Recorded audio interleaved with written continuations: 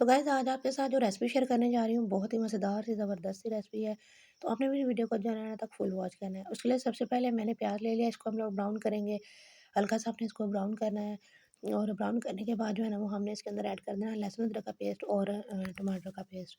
टमाटर कट करके डाल दें, अगर आपके पास पेस्ट पड़ा हुआ है तो आप वो इसमें ऐड कर दें। जो चीज़ आपके पास अवेलेबल है वो आप इसके अंदर यूज़ कर सकते हैं।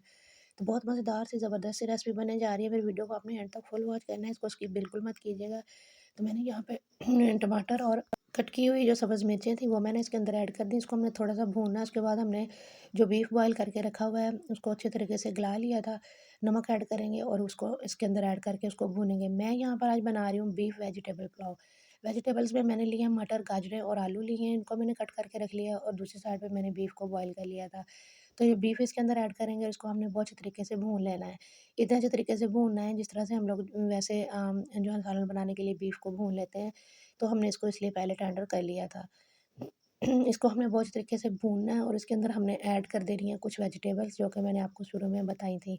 तो वो वेजिटेबल जब मैं इसमें ऐड करी थी वो सीन कहीं स्किप हो गया, तो मैंने वेजिटेबल इसके अंदर ऐड करके इसको भूना और अब इसमें अंदर हम लोग यखनी डालेंगे, जो बीफ की बची हुई पड़ी थी, और बाकी तमाम जितना पानी हमें रिक्वायर है वो पानी हम डाल के इस स्टेज पे आपने इसका नमक चेक कर लेना है कि इसमें नमक जो है ना वो अगर पानी में थोड़ा-सा ज़्यादा तेज़-तेज़ महसूस होगा तो चावलों में बिल्कुल जो है ना वो पक के जो है ना वो पूरा होगा। तो इस स्टेज पे आपने चावल इसके अंदर ऐड कर देने हैं। इसको जो है ना वो आपने कवर करना है और इसको पकाना है 10 मिनट के लिए। ऑलरेडी मेरे चैनल पर जो है ना वो बहुत सी रेसिपीज़ हैं चावलों वगैरह की, बीफ की, यखनी पुलाव की, चिकन पुलाव की, मटन पुलाव की, तमाम रेसिपीज़ जो है ना वो यहाँ पर मौजूद हैं। तो आपने जो है ना वो मेरे चैनल को सब्सक्राइब कर लेना जल्दी से, ताकि आपको तमाम जो रेसिपीज़ हैं उनकी वीडियो मिल सके। तो यहाँ पर जो है ना वो मैंने चावल डालने के बाद उसको थोड़ी देर कवर कर दिया था। देखिए इसका पानी ऑलमोस्ट ड्राई हो चुका है, चावल भी हमारे फूल चुके हैं माशाल्लाह से।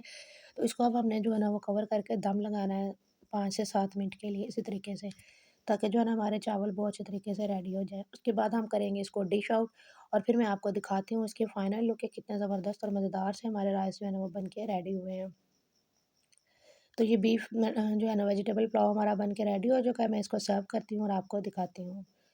तो बस यही थी मेरी आज की वीडियो। मैं उम्मीद करती हूँ कि आज की मेरी वीडियो आपको अच्छी लगी होगी। अगर अच्छी लगी हो तो इसको आगे शेयर ज़रूर कीजिएगा अपने फ्रेंड्स और फैमिली मेंबर के साथ। अल्लाह हाफ़िज़।